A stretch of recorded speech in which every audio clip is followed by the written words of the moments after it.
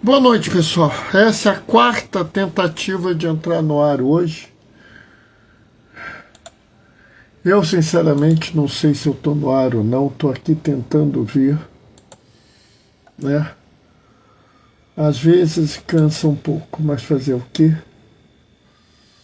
Eu vou fazer o seguinte, eu vou fazer 4 assim, ó, para ver aqui na tela se aparece o 4. Se apareceu o 4, é sinal que eu estou no ar.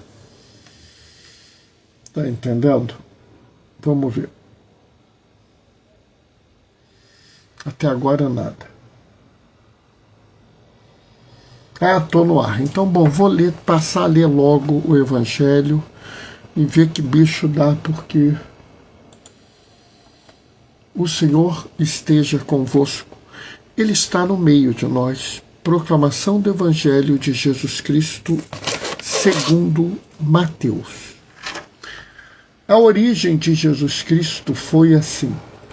Maria, sua mãe, estava prometida em casamento a José, e antes de viverem juntos, ela ficou grávida pela ação do Espírito Santo. José, seu marido, era justo, e não querendo denunciá-la, resolveu abandonar Maria em segredo. Enquanto José pensava nisso, eis que o anjo do Senhor apareceu-lhe em sonho e lhe disse: José, filho de Davi, não tenhas medo de receber Maria como tua esposa, porque ela concebeu pela ação do Espírito Santo.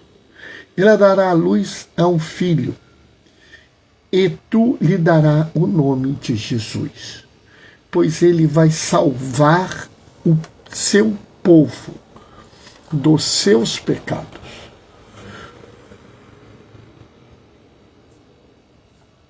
Tudo isso aconteceu para que se cumprisse o que o Senhor havia dito pelo profeta.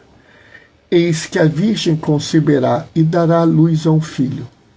Ele será chamado pelo nome de Emanuel, que significa Deus está conosco. Quando José acordou, fez conforme o anjo do Senhor lhe havia mandado e aceitou a sua esposa.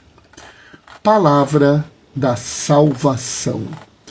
Bom, esse é o Evangelho, né? O Evangelho de Mateus, que nos fala sobre vamos dizer, a origem, né? O nascimento de Jesus, né? E aqui é muito interessante essa colocação, né? Porque esse Evangelho, ele traz uma realidade que talvez a gente não esteja habituado a ver. Porque, na verdade, a gente meio que romantiza essa situação que Maria e José viveram.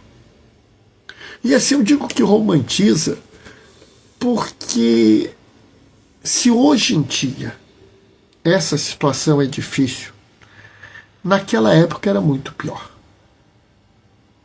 Vejam bem, hoje em dia, se uma moça fica grávida fora do casamento, muitos vão criticar essa moça.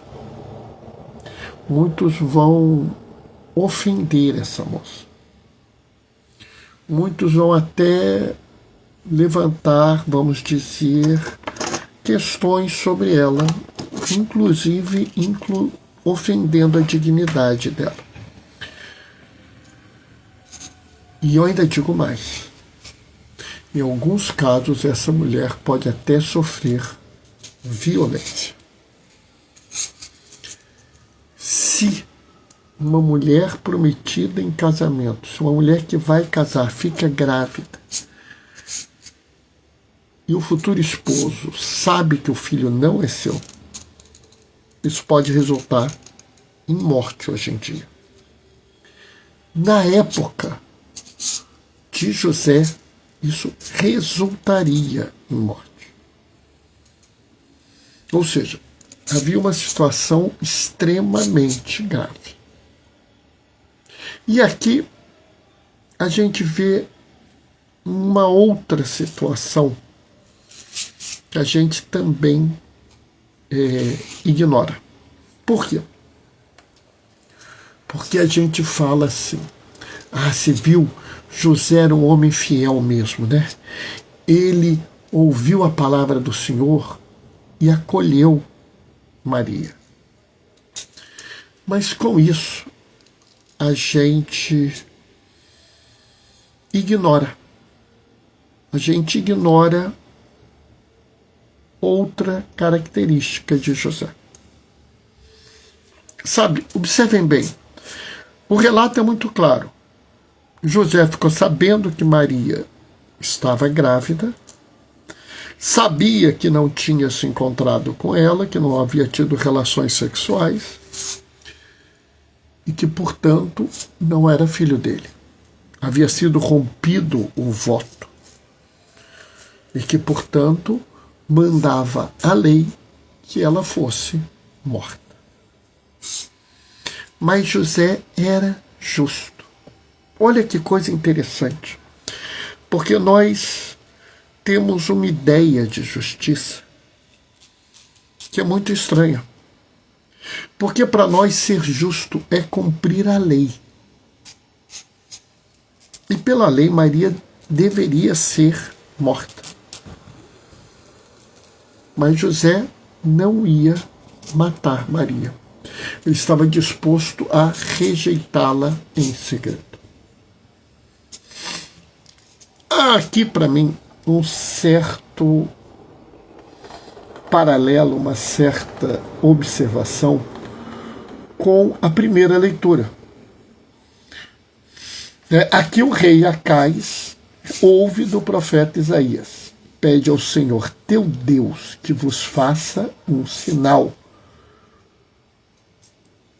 E Acais vira e fala: não pedirei, nem tentarei o Senhor.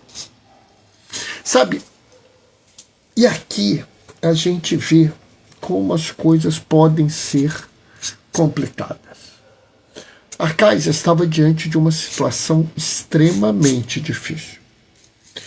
2 reinos, 2 corpos militares avançam sobre o reinado dele.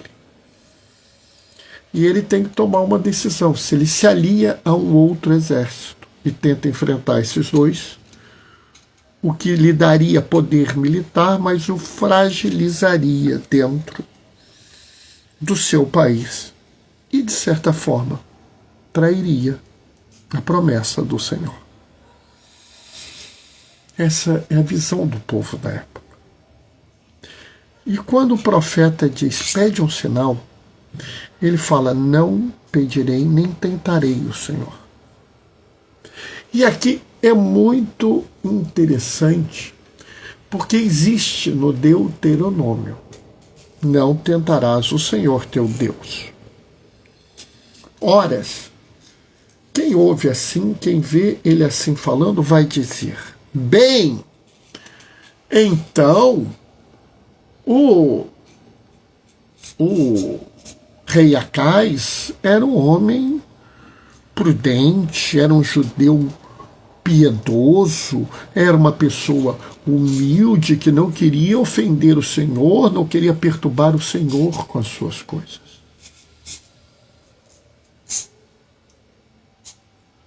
Mas, na verdade, ele não pede um sinal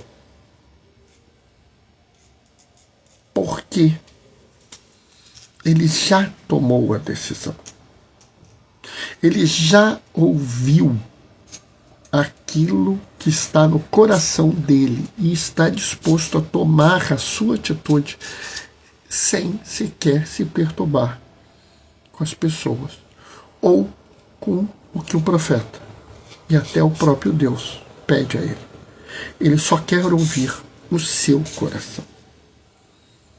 Um coração que aparentemente é penitente, é piedoso, é religioso, mas que, na verdade, é cheio de arrogância, de soberba e de ódio.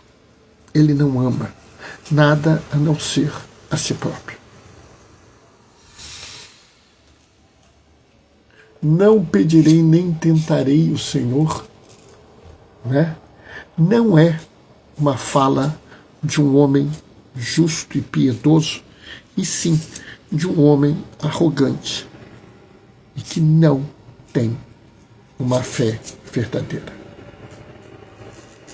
E aí é muito interessante,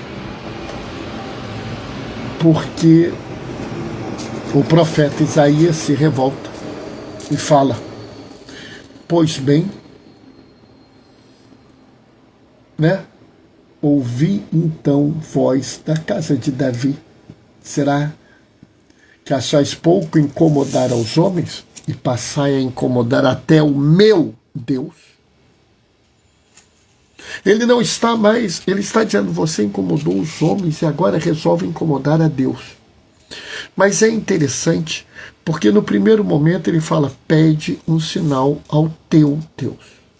E agora ele fala: você quer incomodar o meu Deus. A troca da palavra não é à toa. No primeiro momento, Isaías quer mostrar que o Deus daquele homem é o Deus de Abraão, de Isaac e Jacó. É o Deus que ama, que cura e que liberta. É o Deus que vem ao nosso encontro e vem ao encontro da humanidade quando ela é oprimida, quando ela está em situações difíceis, em momentos de angústia, e vem para socorrer a humanidade e libertá-la da opressão. Eles estavam à beira de ser dominados por um império militar. Mas o rei Acais não acredita nesse Deus. Ele acredita no Deus que é o Senhor dos exércitos, o Deus que é o general guerreiro. E para isso, ele tem um outro exército à disposição dele. Por isso Isaías fala: o meu Deus lhe dará um sinal. E sabe, que coisa interessante, porque no meio de uma situação de uma guerra iminente, qual seria o sinal? Qual seria aquilo que deveríamos apresentar? Né? O sinal deveria ser na cabeça de Acais e talvez na cabeça de muitos hoje: um exército, um corpo militar, talvez um grupo de anjos poderosos, né? Talvez o exército do arcanjo São Miguel, né? Para apoiar Acais na sua batalha, para mostrar que o Senhor Deus é poderoso. Mas qual é o sinal? Eis que uma virgem conceberá e dará conceberá e dará à luz a um filho, e porá o nome de Emanuel. O grande sinal de libertação que Deus mostra a Acais é uma criança, é um filho pequenino. Horas. Por quê?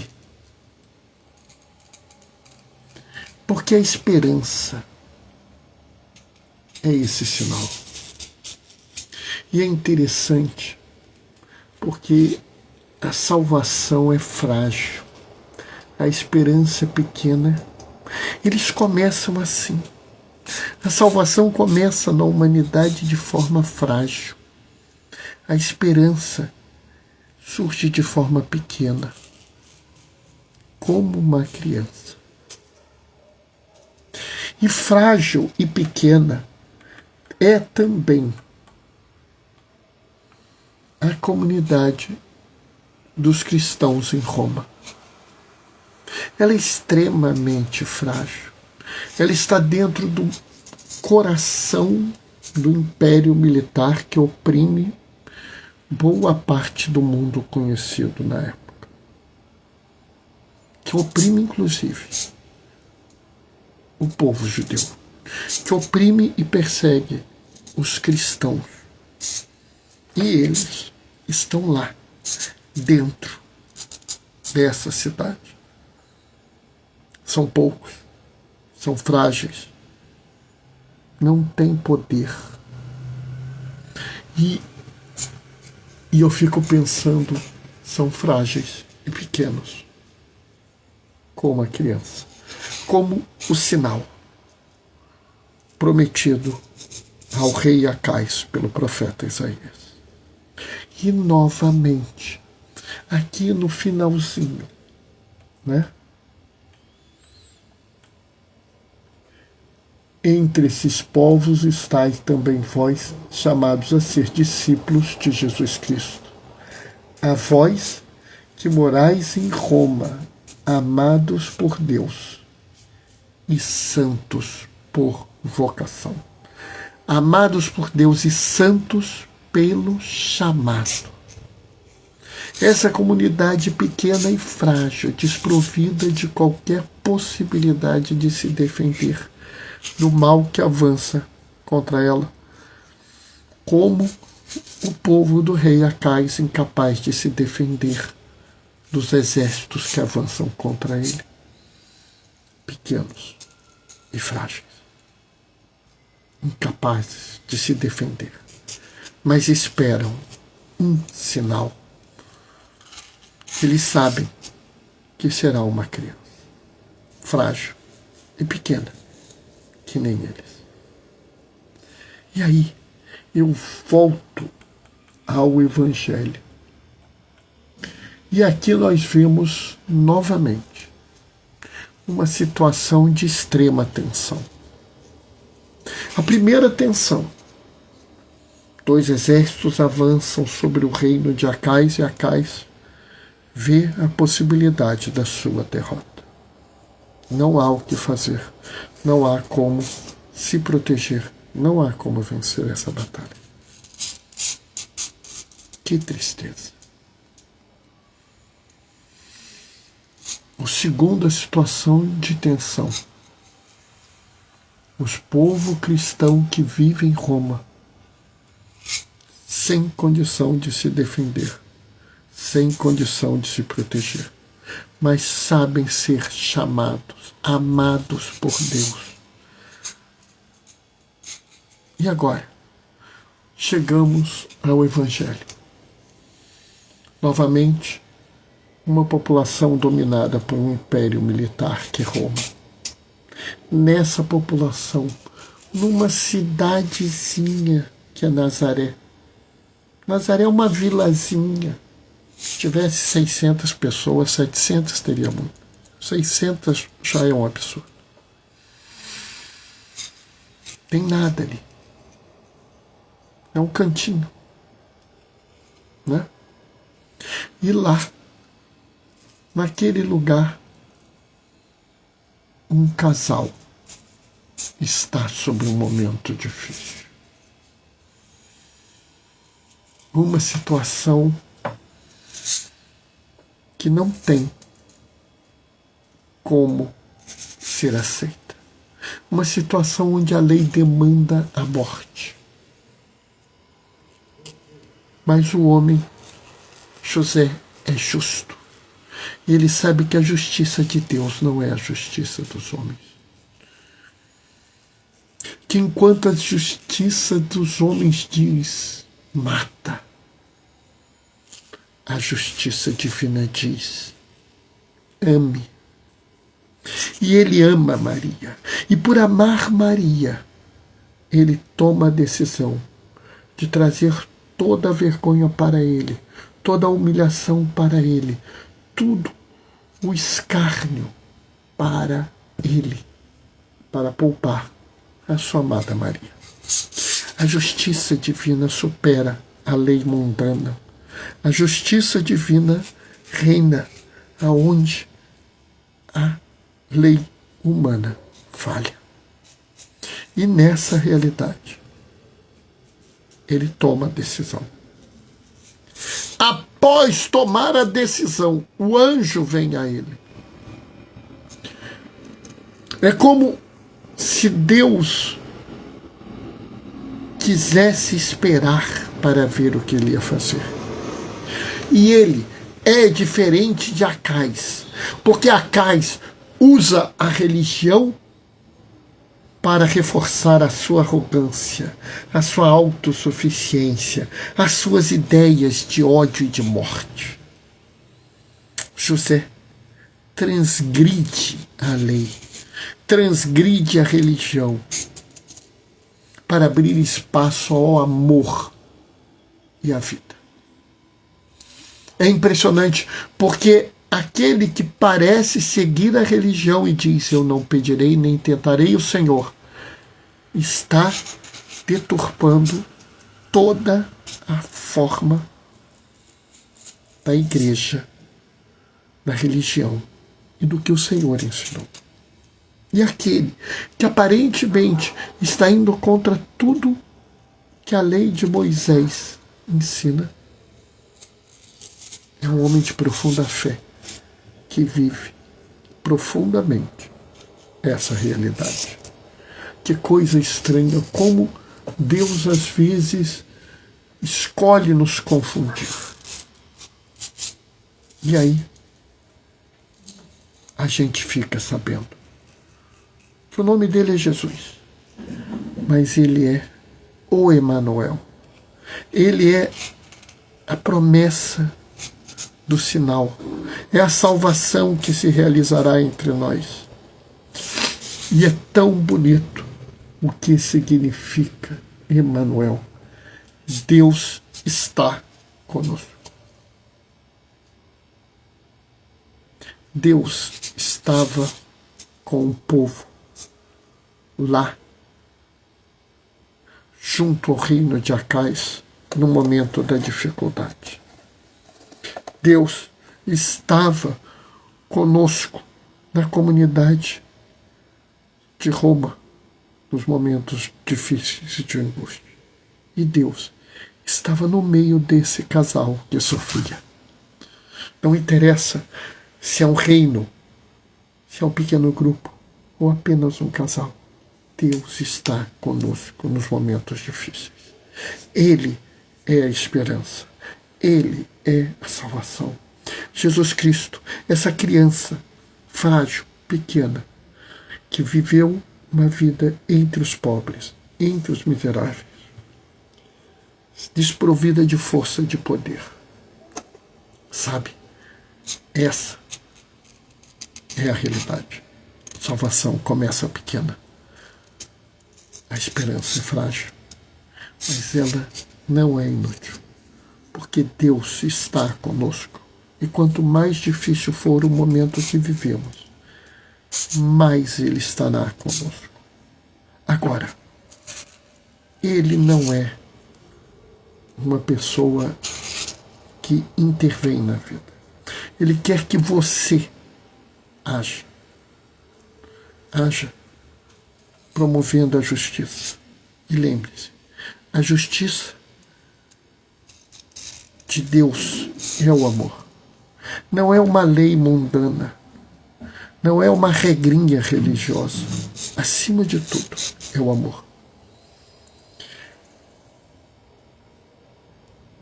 Acais aparentemente seguia perfeitamente a lei. E diz, e estava sem amor nenhum. José transgredia, manipulava a lei para proteger Maria. E estava junto do Senhor. E é por isso que o povo de Roma foi chamado. Vocacionados ao santo, porque são amados por Deus e são chamados ao amor. A vocação da santidade é a vocação de amar as pessoas. Deus é perfeitamente justo, porque Deus é amor. E agora, eu digo a vocês, escolham o caminho que querem seguir. Se querem ser o rei Acais, que segue as regras, que segue as leis religiosas apenas para o seu prazer, para a sua sede de poder, para nutrir o seu ódio e para viver a cultura da morte. Ou se querem ser José, que coloca a vida em primeiro lugar, a dignidade das pessoas acima das regras religiosas e o amor às pessoas acima de tudo. Cada um escolhe o seu caminho. Mas lembre-se, Deus está conosco nos momentos difíceis. E vamos fazer tudo para seguir com Ele. Amém? 8h03. Eu não sei se eu falei muito ou falei pouco hoje, porque vocês viram que eu tive 4 interrupções. Foi uma dificuldade colocar a live no ar hoje. Mas conseguimos. Isso é que é importante. Amanhã eu não vou fazer live, né? Amanhã temos 3 celebrações. Segunda-feira eu faço live, tá? Segunda-feira, quase já Natal, a gente vai fazer a live. E aí a gente vê qual é o Evangelho, tá? Bom, vou me despedir deixando a minha bênção. O Senhor esteja convosco. Ele está no meio de nós, por intercessão de José. Desça sobre vós e permaneça para sempre a bênção do Deus Todo-Poderoso no amor, aquele que é Pai, Filho e Espírito Santo. Segunda-feira, 19h30, a gente se vê. Até lá. Beijos e bênçãos. Tchau, tchau, pessoal.